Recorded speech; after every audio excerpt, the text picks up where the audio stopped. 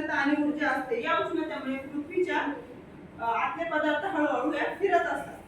या हालचालीमुळे पृथ्वीच्या भूपृष्ठभागावर बदल होतात. त्यामुळे काय होतं, भूकंप, ज्वालामुखी आणि पर्वत वगैरे असं निर्माण होत असतात आणि हे यासारख्या नैसर्गिक घटना घडतात.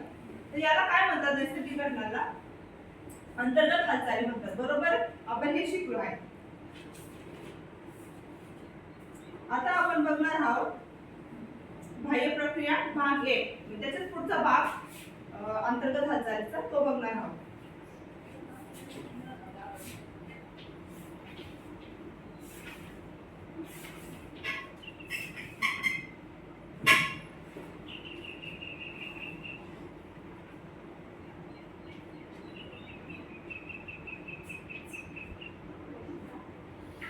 कोणता पाठ बघणार आहोत आपण आता, बाह्य प्रक्रिया भाग 1. अंतर्गत हालचालीमुळे विविध भूरूपे निर्माण होतात. अंतर्गत हालचालीमुळे काय होतं, आपण आजच्या पाठात बघितलेले पर्वत निर्माण होतात. बरोबर, पर्वतकार्य निर्माण होतात. भूपृष्ठावरील अनेक प्रक्रियांमुळे भूरूपाची निर्मिती व ह्रास अभ्यासपणे होत असते. या पाठात आपण बाह्य प्रक्रियांचा आणि त्यामधून तयार होणाऱ्या भूरूपाचा अभ्यास करणार आहोत.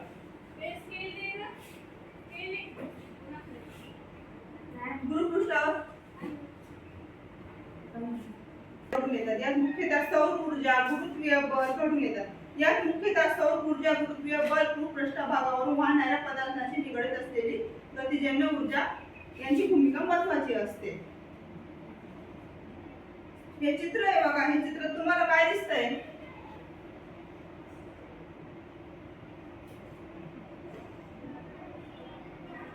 काय दिसतं बघा तर बरं. घुमटाकार टेकडीचे अपकरण कशामुळे झालेले? खंड विखंडन, कायिक विदारण दिसतंय? हो. छिन्न भिन्न विदारण, कायिक विदारण हे कशामुळे होतात हे माहिती का? तुम्हाला शिकवलं ना मी आधी कशामुळे होतात. भूकंप, ज्वालामुखी यांचा उद्रेक होत असतो. बरोबर आहे, त्याच्यामुळे हे होत असतात. चित्रातील खडक फुटलेले, तडा गेलेले, छिद्र पडलेले दिसतात. एका चित्रात शिल्प विद्रूप झालेले दिसत आहे. याची अशी अवस्था झाली असावी याबद्दल विचार करा व तुम्हाला सुचतील अशी कारणे सांगा. तुम्हाला विचारलं त्याच्याबद्दल मला कारणे सांगा तर बरं. का फुटलेले असतात ते खडक? खडक फुटणे, कुंकुमत होणे कशामुळे होतात ते? भूकंप, ज्वालामुखी याच्यामुळे होतात. बरोबर, खडक फुटणे, कंपन ही नैसर्गिक प्रक्रिया आहे. तिला विदारण किंवा अपक्षय असे म्हणतात. चला आपण आता अपक्षय म्हणजे काय याची व्याख्या लिहून घेऊया.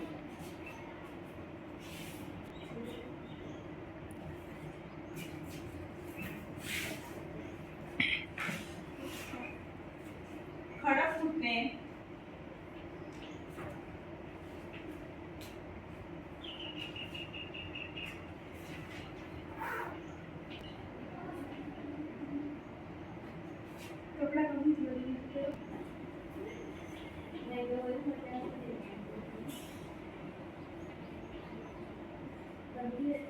तिला वितरण किंवा असे माझी माहिती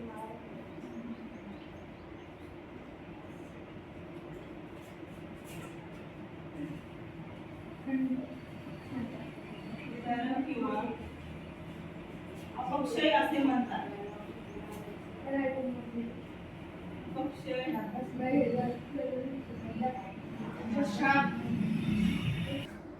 म्हणताय का तो?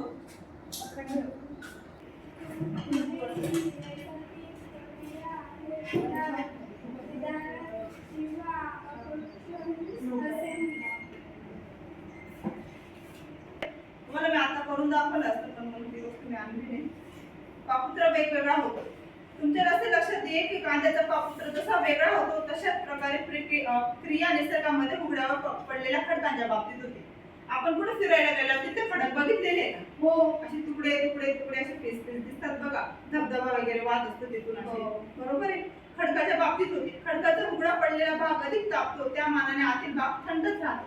बाहेरचा भाग काय होतो अधिक तापतो आणि आतील भाग काय होतो थंडच राहतो. त्यामुळे खडकाचे वरचे थरे पापुत्र्याप्रमाणे सुट्टे होतात. म्हणजे उन्हाच्या तापमानामुळे काय होतात ते तापले जातात आणि ते तुकडे तुकडे होत जातात. म्हणजे आपण हा पुढच्या तासात केला